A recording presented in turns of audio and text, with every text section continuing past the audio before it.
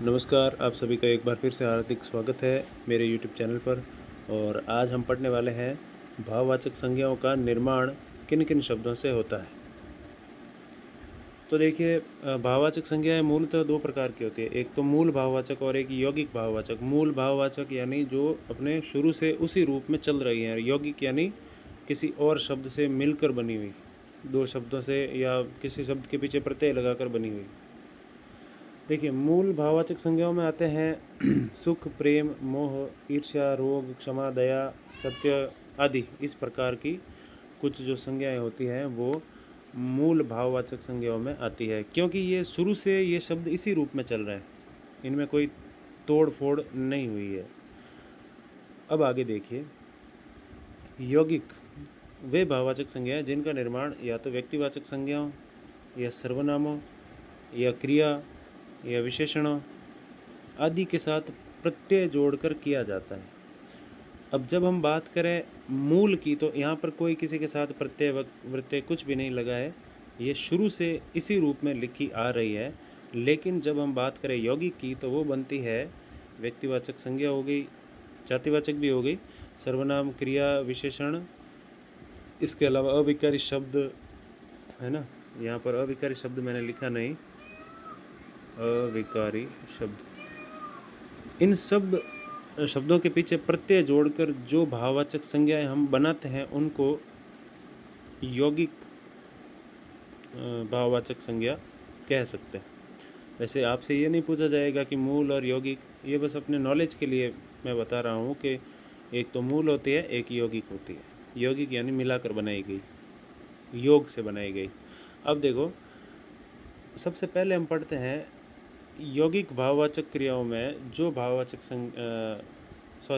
यौगिक भाववाचक संज्ञा में जो व्यक्तिवाचक संज्ञा से बनी हो, जो भाववाचक संज्ञा व्यक्तिवाचक संज्ञा के पीछे प्रत्यय लगाने से बनी हो, वो पढ़ते हैं। जैसे देखिए, राम व्यक्तिवाचक संज्ञा है तो राम के पीछे त्व प्रत्यय लगा दिया तो बन गया रामत्व। अब रामत्व भाववाचक संज्ञा है, क्योंकि रामत्व राम का गुण है। भाववाचक संज्ञा में यही तो होता है, गुण, दोष, धर्म आदि।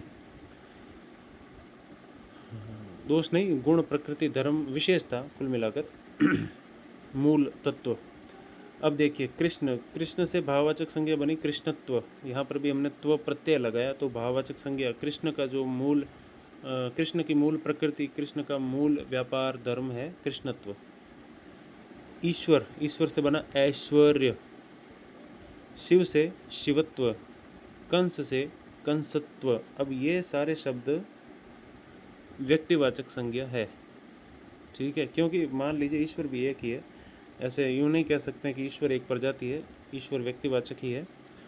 इनसे मिलकर बना है, इनके पीछे प्रत्यय लगाने से जो शब्द बने, ऐश्वर्य, शिवत्व, कंसत्व, ये सारे हैं भाववाचक संज्ञा और इन्हें यौगिक भाववाचक कहेंगे। वैसे ये याद रखने की कोई ज़रूरत नहीं है, ये सिर्फ अपने नॉलेज के लिए है कि पीछे प्रत्यय लगाने से भी भाववाचक संज्ञाएँ बनती है और मूल रूप में भी भाववाचक संज्ञाएँ होती है। अब आगे देखिए आप, जातिवाचक संज्ञा से भी भाववाचक संज्ञा बनती है। कैसे? मनुष्य एक जातिवाचक संज्ञा है, इसके पीछे त्व प्रत्यय लगा दिया तो हो गया मनुष्यत्व। मित्र एक जातिवाचक संज्ञा है, पीछे प्रत्यय लगा दिया। इसके बाद गुरु, गुरु भी जातिवाचक संज्ञा है। गुरु बहुत सारे हो सकते हैं, है ना। जो पढ़ाता है वो भी गुरु होता है, कई सारे अध्यापक गुरु होते हैं। गुरु से बना गौरव। पशु, पशु से बना पशुता। नौकर से नौकरी, बूढ़ा से बुढ़ापा और शिशु से शैशव। हम पशुता को देखते नहीं, महसूस करते हैं। हम पशु को देख सकते हैं, हम नौकर को देख सकते हैं, लेकिन नौकरी को देख नहीं सकते, क्योंकि हम भाववाचक संज्ञा को नहीं देख सकते। ये भी एक छोटी सी विशेषता है इसकी। अब आगे देखिए, जातिवाचक से भाववाचक में नारी से नारीत्व, विद्वान से विद्वत्ता, अतिथि से आतिथ्य और लड़का से लड़कपन। अब देखिए, सर्वनाम से भाववाचक संज्ञा, जो सर्वनाम शब्द होते हैं जब हम आगे पढ़ेंगे, उन सर्वनाम शब्दों से भी भाववाचक संज्ञा बनती है। जैसे कि अपना से अपनत्व, आप से आपा, अहम से अहंकार, निज से निजत्व, पराया से परायापन, मम से ममत्व या ममता, ये बने सर्वनाम से।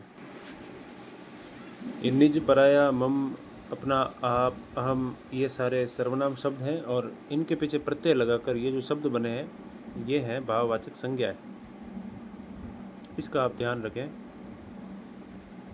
आगे देखिए, विशेषण से बनने वाले, एक विशेषण होता है कठोर। कठोर भी हो सकता है, नरम भी हो सकता है। जो विशेषता बताता है वो विशेषण। अब इस विशेषण से बना हुआ भाववाचक संज्ञा का शब्द है कठोरता। उसी तरह अमर एक विशेषण है, अमर से बना है अमरता।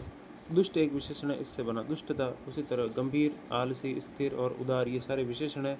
गंभीर से बना गंभीरता, आलसी से आलस्य, स्थिर से स्थिरता और उदार से औदार्य या उदारता। आगे देखिए, क्रिया से भाववाचक संज्ञा का निर्माण। दौड़ना क्रिया है तो दौड़ना से दौड़ भाववाचक संज्ञा बनी। अब जरूरी नहीं प्रत्यय लगे, प्रत्यय हटाया भी जा सकता है। उठना से उठाओ, उतरना से उतराई, कमाना से कमाई, आई प्रत्यय लगाया। काटना से कटाई, गिरना से गिरावट, पीसना से पिसाई। ये सारी क्रियाएं हैं इधर वाली, और ये क्रियाओं में क्या बोल सकते हैं, जोड़ तोड़ करके भाववाचक संज्ञाएं जो भी हो। अविकारी शब्दों से भाववाचक। अविकारी शब्द वो होते हैं जिनमें हम परिवर्तन नहीं कर सकते, है ना। जैसे अभी, जभी, तभी, तेज, दूर, नज़दीक, और निश्चय, नहीं निश्चय तो तथापि, यद्यपि, ये सारे अविकारी होते हैं। अब देखिए, तेज से बना तेजी, ई प्रत्यय लगा दिया। नीचे से नीचाई, दूर से दूरी, हाहा से हाहाकार, परस्पर से पारस्परिक, जल्दी से जल्दबाजी, देर से देरी, बाहर से बाहरी। अब ये शब्द वो होते हैं जिन पर लिंग वचन आदि का कोई प्रभाव ना पड़े शब्दों पर। अब जल्दी है, क्या आप लिंग परिवर्तन करोगे, क्या आप वचन परिवर्तन करोगे? जब हम अविकारी शब्दों के बारे में पढ़ेंगे तब डिटेल में पढ़ लेंगे, लेकिन एक बार ये समझ लीजिए कि विकार का अर्थ होता है परिवर्तन, और जिनमें विकार नहीं किया जा सकता वो अविकारी। अब विकार किस आधार पर होता है? लिंग वचन कारक आदि के आधार पर। वो यहाँ पर काम नहीं करते कुछ शब्दों में, उनको अविकारी शब्द कहते हैं। तो जल्दी से जल्दबाजी, देर से देरी, बाहर से बाहरी, परस्पर से पारस्परिक। तो यहाँ पर हमने पढ़ा कि भाववाचक संज्ञाओं का निर्माण किन किन शब्दों से होता है। कुछ उदाहरण मैंने आपको लिख के दिए, यहाँ पे सारे उदाहरण तो नहीं लिखे जा सकते। भाववाचक संज्ञाओं का निर्माण मुख्यतः व्यक्तिवाचक संज्ञा, जातिवाचक संज्ञा, सर्वनाम, इसके अलावा विशेषण, क्रिया और अविकारी शब्दों से होता है। ठीक है, अब आगे देखिए, एक महत्वपूर्ण बात है। जिस तरह हमने पढ़ा था कि व्यक्तिवाचक संज्ञा एक वचन में प्रयुक्त होती है और उसको बहुवचन में प्रयुक्त करेंगे तो वह जातिवाचक मानी जाएगी, उसी तरह भाववाचक संज्ञा भी एक वचन रूप में प्रयुक्त होती है, लेकिन जब हम उसको बहुवचन रूप में प्रयुक्त करते हैं तब वह जातिवाचक संज्ञा मानी जाएगी। यानी कि व्यक्तिवाचक और भाववाचक को अगर आप बहुवचन करोगे तो वो जातिवाचक बन जाएगी। कैसे? एक शब्द है दूरी, अगर दूरी को दूरियां लिखें तो वो जातिवाचक है। जैसे राम और श्याम में काफ़ी दूरियां है। अब यहाँ पर ये दूरियां क्या है? जातिवाचक, क्योंकि दूरी शब्द दूर से दूरी बना, दूर अविकारी, उसमें ई प्रत्यय लगाया तो दूरी भाववाचक संज्ञा बनी, लेकिन उसका बहुवचन कर दिया तो वह भाववाचक नहीं रही, जातिवाचक मानी जाएगी। जातिवाचक दूरियां यहाँ पर जातिवाचक है। इसके अलावा गरीब की प्रार्थनाएं व्यर्थ नहीं जाती। अगर यहाँ पर प्रार्थना होता तब भाववाचक होता, लेकिन प्रार्थनाएं हैं तो जातिवाचक है क्योंकि बहुवचन है। आप इतना सा याद रखें, व्यक्तिवाचक और भाववाचक यदि बहुवचन हुई तो जातिवाचक मानी जाएगी। बहुवचन पर सारा अधिकार संज्ञा में जातिवाचक का है। बुराई, बुराई का बहुवचन हुआ बुराइयाँ। हम सभी में अनेक बुराइयाँ हैं। ठीक है, तो चलिए आज का वीडियो इतना ही। बहुत बहुत धन्यवाद। शुभ संध्या।